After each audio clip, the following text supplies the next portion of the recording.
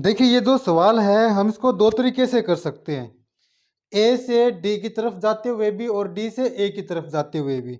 मैं दोनों तरीके से करा दूंगा। उनसे अलग एक और तरीका है वो भी मैं करा दूंगा। पहले ए से डी और डी से ए की तरफ जाते हुए इस सवाल को करा देता हूं। देखिए पहले हम करेंगे ए से लेकर डी की तरफ जाएंगे और यहाँ करेंगे डी से लेकर ए की तरफ जाएंगे। ठीक है, यहाँ पर हमारे पास जो ए ने प्राप्तांक किए थे वो थे 360। ठीक है, हम ए से डी की तरफ जाएंगे तो हम यहाँ बी के नंबर निकाल लेंगे। अब ये बी के नंबर आ गए। ठीक है, ये पहले ये ए के नंबर थे, अब ये आ गए बी के नंबर। तो अब यहाँ पर हम सी के नंबर निकाल लेंगे। अब ये नंबर आ गए सी के। ठीक है, ये आ गए सी के, तो हम यहाँ पर 20% कम ले लेंगे। ठीक है, अब ये नंबर आ गए डी के, ये आ गए डी के, तो हम यहाँ पर लिख लेंगे डी। ठीक है, इसको सोल्व करने के बाद हमें डायरेक्ट डी के नंबर मिल जाते हैं। इसको हम एक और तरीके से कर सकते हैं। देखो ये जो 360 है, ये जो 360 है हमारे पास, ये 500 में से है। अगर इसका प्रतिशत निकाले तो हमें मिलता है 72%। ठीक है, 72% मिलता है। इसका प्रतिशत निकाल लिया, ये हमें मिल गया 72%। अब वही बी के नंबर कितने हैं, ये बी के आ गए। सी के कितने हैं, ये सी के आ गए। ठीक है, और ये आ गए डी के। इसमें और इसमें सिर्फ ये फर्क है कि इसको सोल्व करने के बाद हमें डायरेक्ट डी के परसेंटेज मिल जाएगी, क्योंकि यहाँ पर प्रतिशत लिखा हुआ है। इसको सोल्व करने के बाद जो आंसर हमें मिलेगा उसका हमें प्रतिशत निकालना पड़ेगा 500 में से। देखिए इसको करके देख लेते हैं, दोनों को करके देख लेते हैं यहाँ पर। ठीक है, सोल्व कर लेते हैं। ये कट गया, 4 आ गया यहाँ पे। ठीक है, 4 से हमने काट दिया 80 को, 20 आ गया। 20 से हमने 100 को काट दिया, 5 आ गया। 5 से 125 को काट दिया, ये आ गया 25। और 25 से अगर मैं 100 को काट देता हूँ तो मुझे मिलता है यहाँ पर 4। अब यहाँ पर मुझे क्या मिला, डी के बराबर है 400। ठीक है, टोटल नंबर कितने थे, यहाँ कर देता हूँ। टोटल नंबर थे 500 और डी के नंबर है 400। प्रतिशत निकालेंगे, प्रतिशत में आ गया 80%। ठीक है, ये आंसर है। ये डी के नंबर आ गया 80%। यहाँ पर हमें प्रतिशत नहीं निकालना पड़ेगा क्योंकि प्रतिशत हमने इसका पहले निकाल लिया। इसको सोल्व कर लेते हैं। ठीक है, एक जीरो से एक जीरो काट दी, 9 से इसको काट दिया, 8 आ गया। 8 से ये काट दिया, 10 आ गया।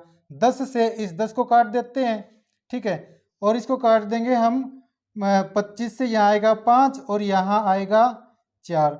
फिर ये काट देंगे इसको, 100 को 5 से, यहाँ आ जाता है 20। 20 चौक 80। यहाँ सीधी प्रतिशत की वैल्यू आ जाएगी, यहाँ पर हमें प्रतिशत निकालना होगा। ठीक है, अब इसको मैं यहाँ ए से डी की तरफ था, अब डी से ए की तरफ ही सवाल को करेंगे और इसी तरीके से इन दोनों तरीकों से हम इसको कर सकते हैं। यहां लिखेंगे हम डी, डी लिखेंगे।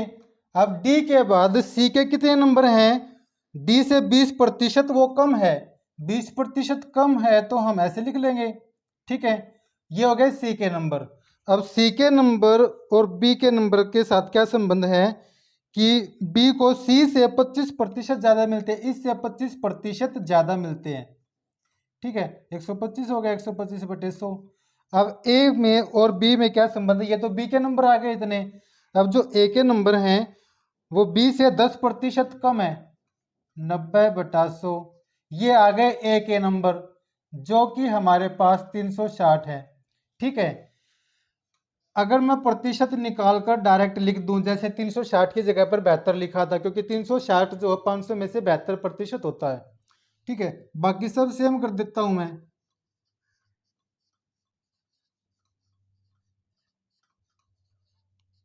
यहाँ पर 72 कर देता हूँ। इसको सोल्व करने के बाद हमें डी का जो डी के नंबर आते हैं उसका प्रतिशत निकालना पड़ेगा इस प्रकार से। ठीक है, ऐसे जो मैंने अभी निकाला था, यहाँ 400/500 करके गुणा 100, यहाँ पर डायरेक्ट हमें आंसर मिल जाता है। ठीक है, और इसको और छोटा करने के लिए हम इसको 80/100 को 4/5 लिख सकते हैं, इसको 5/4 लिख सकते हैं, इसको 9/10 लिख सकते हैं। जो प्रतिशत का जो इकाई वाला कॉन्सेप्ट होता है कि भाई हम 80/100 को 4/5 लिख सकते हैं, इस प्रकार से छोटा कर सकते हैं, लेकिन कोई दिक्कत नहीं होती, इसमें भी हम फटाफट इसको सोल्व कर सकते हैं। ठीक है, जो बच्चा जिसको उसमें प्रैक्टिस है वो यहाँ पर डायरेक्ट जो है 4/5, 5/4 और 9/10 ऐसे करके लिख सकता है। ठीक है, सोल्व कर लेते हैं। 90 से इसको काट देंगे, 4 मिल गया, 4 से यहाँ काट देंगे, 20 मिल गया, 20 से इसको काट देंगे 5 और 5 से इसको 25, 25 से इसको 4। ठीक है, ये उधर जाकर कितना हो गया 400, मतलब कि डी का मान कितना आ गया 400, जो यहाँ पर आया था। प्रतिशत निकाले तो 80% आएगा। ठीक है, यहाँ पहले निकाल लिया था, दोबारा नहीं निकालेंगे। अब यहाँ पर सोल्व करेंगे, यहाँ डायरेक्ट जो है प्रतिशत नहीं निकालना, जो वैल्यू आएगी वो डायरेक्ट हमें मिल जाएगी। 0 से 0 काट देंगे, यहाँ आ जाएगा 8, 9 से काटेंगे 72 को, 8 से इसको काट देते हैं, 10 मिल गया, इस 10 से ये 10 काट देते हैं।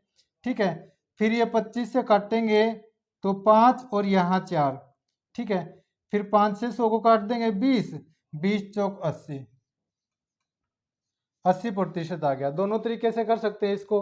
ठीक है, जो मैंने बताया है कि डायरेक्ट इसको हम 4/5, 5/4 और 9/10 ऐसे कर सकते हैं। 4/5, 5/4 और 9/10 करके भी इसको सोल्व कर सकते हैं। अब एक और तरीका है रेशियो वाला इसी सवाल को सोल्व करने का, वो भी मैं आपको करा देता हूं। हम यहाँ पर ए बी बी सी और सी डी का रेशियो निकाल लेंगे, फिर उसको एक ही लाइन में उनका रेशियो लिख लेंगे, A ratio, B ratio, C ratio और डी। देखिए ए और बी में क्या रेशियो होगा, ये कहता है कि ए को बी से 10% कम अंक प्राप्त हुए हैं। ये अगर 100 है तो ये 90 होगा, मतलब कि 9/10। ठीक है, बी और सी में क्या रेशियो है, कहता है कि बी को सी से 25% ज्यादा नंबर मिले हैं। सी से अगर ये 100 है तो ये 125 है, तो इनका रेशियो हो जाएगा 5/4। अभी जो मैं थोड़ी देर पहले बता रहा था 80/100 था, उसका मतलब 4/5, 125/100 था, उसका मतलब 5/4, ये वही है। ठीक है, अब सी और डी में क्या रेशियो होगा, ये कहता है कि डी से 20% कम अंक प्राप्त हुए। ये 100 है तो ये 80 है, रेशियो कितना आ जाएगा 4/5। अब इनको मुझे A ratio, B ratio, C ratio, D में अगर डालना हो तो हम क्या करते हैं, जो कॉमन होता है ना उसको हम बराबर कर लेते हैं। पहले तो इनका रेशियो निकाल लेंगे, इनका रेशियो सीधा हमारे पास है बी सी डी का, क्योंकि सी यहाँ पर कॉमन है, इसको हम 5/4/5 लिख सकते हैं। ठीक है, अब इसकी और इसकी बात करें तो यहाँ पर बी कॉमन है। ठीक है, जब यहाँ पर 10 है बी और यहाँ पर बी 5 है। ठीक है, तो 10 करने के लिए इसको 2 से गुना कर देते हैं, ये 10 हो जाता है। इसको भी 2 से गुना करेंगे, ये 10 8 हो गया, इसको भी 2 से गुना करेंगे। अब हम डायरेक्ट यहाँ पर ए को लिख सकते हैं। ठीक है, ये आ गया ए बी सी डी का रेशियो। अब यहाँ पर हम इसको डायरेक्ट सोल्व कर सकते हैं कि जो 9 का मतलब क्या है 72%। ठीक है, 72% का मतलब कि 500 में से 360 नंबर है तो वो 72% है। ए का मतलब 9 का मतलब है 72%। ठीक है, ये 72 कब आया, जब मैंने इसको 8 से गुना कर दिया। ठीक है, 9 को मैंने 8 से गुना कर दिया तो 72 मिल गया। पूछा था डी का, डी को 8 से गुना कर देते हैं, 80%। एक ये तरीका है उस सवाल को करने का। नेक्स्ट,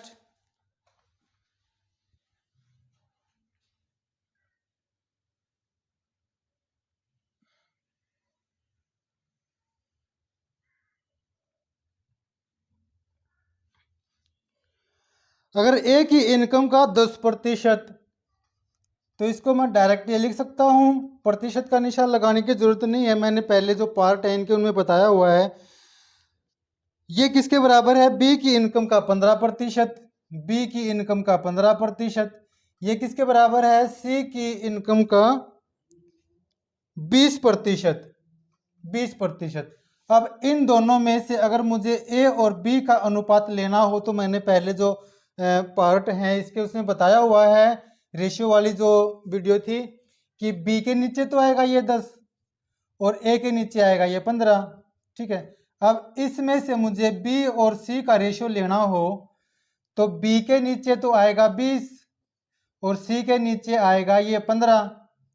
ठीक है, अब अगर ए बी और सी रेशियो मुझे निकालना है तो जो बीच वाला होता है, ये जो कॉमन होता है बी जो दोनों में, यहाँ भी है यहाँ भी है, इसको इक्वल करना होगा। यहाँ 20 है तो यहाँ मैं इसको 20 बना लूंगा। इसको 20 बनाने के लिए मुझे इसको 2 से गुना करना पड़ेगा, इसको भी 2 से गुना करना पड़ेगा। ठीक है, ये आता है 30, 20 और यहाँ पर 15। ठीक है, ये इनका रेशियो आ गया।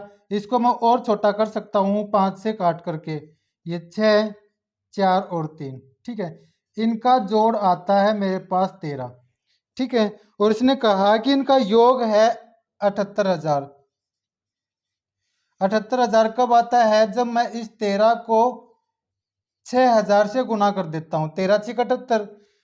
ठीक है, और इसने पूछा बी की आय कितनी है, बी की इनकम इसने पूछ ली, इसको भी 6,000 से गुना कर देते हैं। ठीक है, बी की इनकम आ गई 24,000। नेक्स्ट,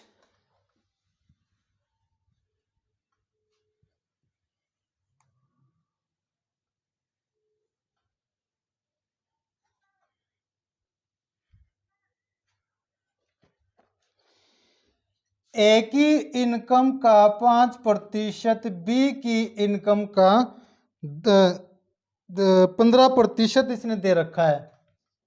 ठीक है, और अगली लाइन में क्या कहता है कि बी की इनकम का 10%, बी की इनकम का 10% सी की इनकम के 20% के बराबर है। प्रतिशत का निशान लगाने की जरूरत नहीं है। यहाँ पर ए और बी का रेशियो क्या आएगा? ए के नीचे ये 15 आएगा और बी के नीचे ये 5 आएगा। 15 और 5, ये हो गया 3:1। यहाँ पर बी के नीचे आएगा, अगर इनका रेशियो निकालना हो तो 20 और सी के नीचे आएगा 10, तो इनका रेशियो हो जाता है 2:1। ठीक है, अब यहाँ पर ए बी और सी मुझे चाहिए हो तो जो कॉमन होता है, बी कॉमन है, इसको इक्वल कर लेंगे। यहाँ पर 1 है, यहाँ पर 2 है, इसको 2 बनाएंगे, 2 से गुना करेंगे, इसको भी 2 से गुना करना पड़ेगा। ठीक है, यहाँ आ जाता है 6 और यहाँ आ जाएगा 2। ठीक है, और यहाँ आ जाता है 1। इनका जोड़ कितना आ गया हमारे पास? 9।